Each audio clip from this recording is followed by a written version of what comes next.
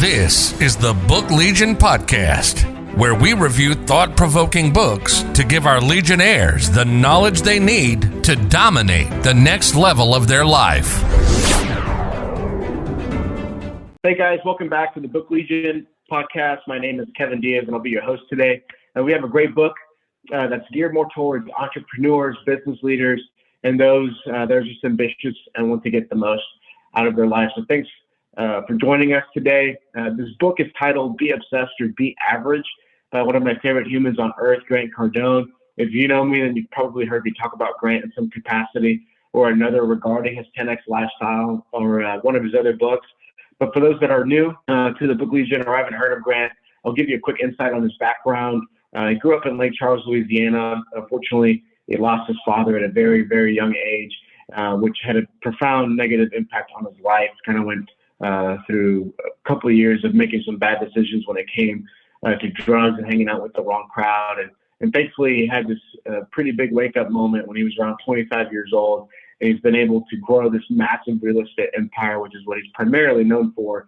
He's now managing over $5 billion in assets while juggling a plethora of other business ventures. This book is just classic Grant Cardone. It's all about using obsessions to be successful.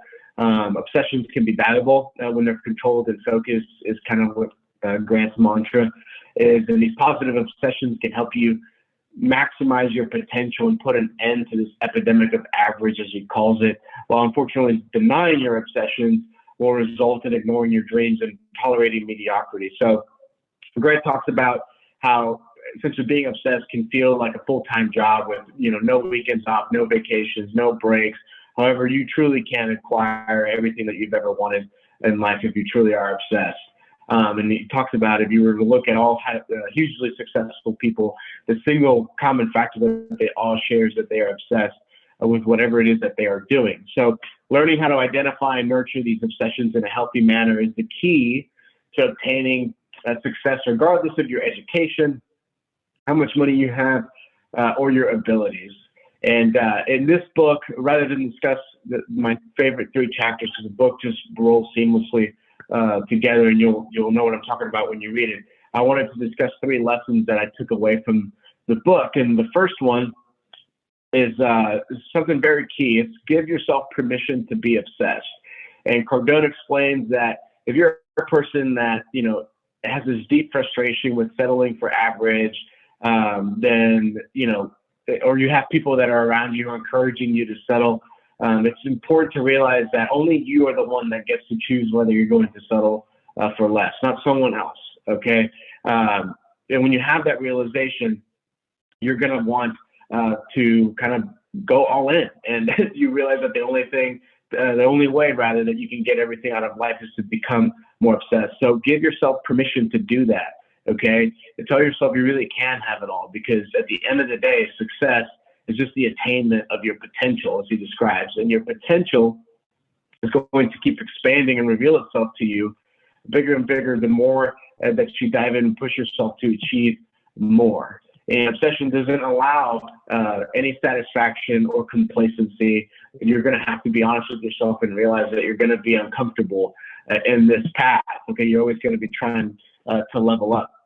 And when people in your life try to convince you to either quit or slow down or you're working too hard, you need to remind yourself that they're not really talking to you directly. Okay, Grant talks that they're essentially talking to the past version of themselves that quit on their dreams, and now they're desperately trying to rationalize their own failure by trying to bring you down to their level because of their insecurities or their broken dreams, right? And that could be a hard conversation to have, just because some of those people could be your family or really close friends, right? But it's a very, very important lesson, and you need to tell yourself that you can, like I said earlier, you can have it all. And people ultimately realize that they just have a mentality, they think that they just have to have enough. But what happens is when you reach that mentality, you realize that having enough is not enough, and you're stuck working long hours. It's something that you're probably not passionate about, and you're going to have to be begging and scraping for every minute of free time to spend with your family and friends. This what I like to call this TGIF mentality. We all look forward to Friday, the weekend, so we can kind of check out of our own reality of the 5 days of the week that control our income and what we can do on our times off. We look forward to those rather than focusing on what we need to do so that we can enjoy that free time freely, true freedom.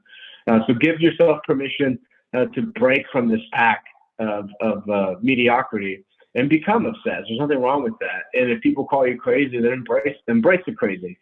You're the only person that truly knows what you want. And you're the only person in the world who can give you what you want, okay? So the second lesson Grant talks about, or that I took from the book, is that you need to feed your obsessions and starve your doubts. And Grant calls these obsessions your beasts. And your obsessions, they're going to falter. Your goals are going to fester if you don't feed your beast. That means waking up every day, be ready to, write down your goals, have a purpose with your day, do more, and surround yourself with people who are doing the same thing. Grant hates free time. Okay, fill up your calendar. Keep busy. He's big on banishing words like impossible from your vocabulary and changing it up to things that are a little bit more positive, right? And if you integrate all these goals into every moment of your life, you're going to start over time eating, sleeping, and breathing them, and ultimately becoming truly obsessed. And if it helps keep your eyes locked on the future rather than dwelling on the mistakes and disappointments of the past. Okay. And Grant talks about when he was starting out, he had a goal of himself to buy 20 apartments.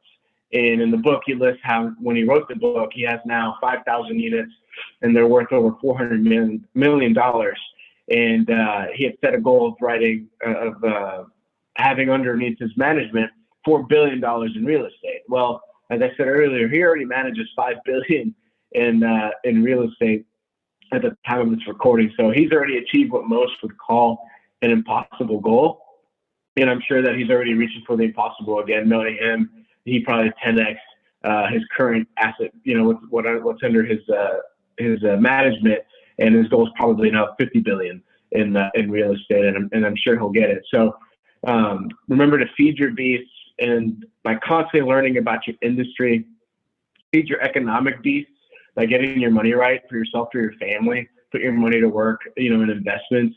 Feed your social beasts is another one, which means to surround yourself with the most successful and most encouraging people that you can. My personal saying is, if you're the smartest person in the room, you're in the wrong room. Go find another room, okay? Because the alternative is you're going to be surrounded by naysayers and doubters in your life, and ultimately doubt is going to be the killer of your dreams because it sabotages your goals, okay?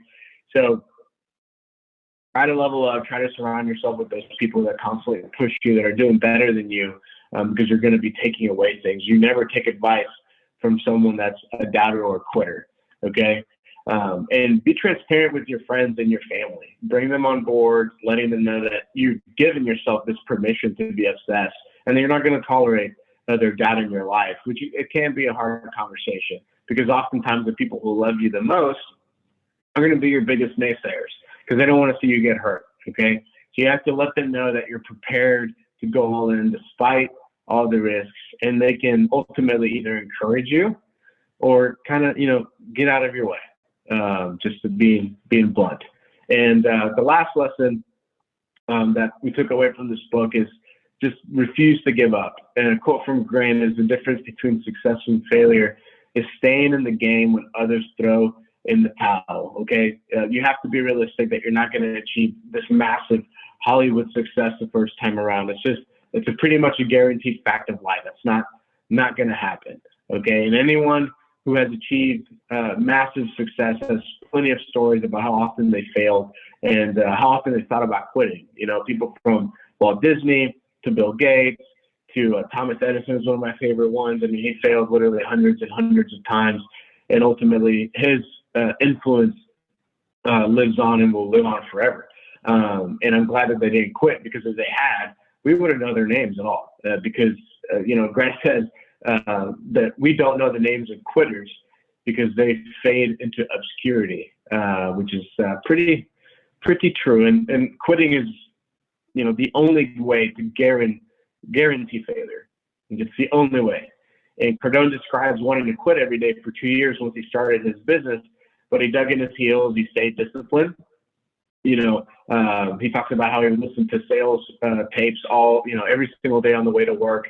And after a while, he started to replace these disappointments with achievements.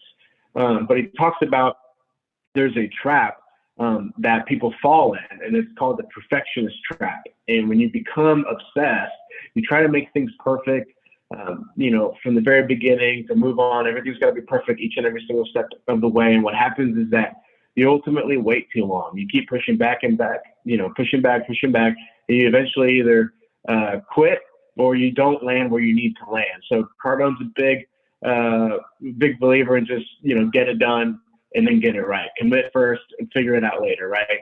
Make the product, write the book, then make the updates and edits as you go on. And this persistence will ultimately bring perfection over time, okay? So those are the 3 lessons that I took away from Grant Cardone's Be Obsessed or Be Average. You can find it on Amazon. We'll put the link to the book in the description. And please, don't forget to like, share, and subscribe this episode. Share it with your friends. And if you have any books to recommend us, don't forget to leave it in the comments. This is Kevin Diaz. I appreciate you taking time out of your day to listen to the Book Legion, and I'll see you soon.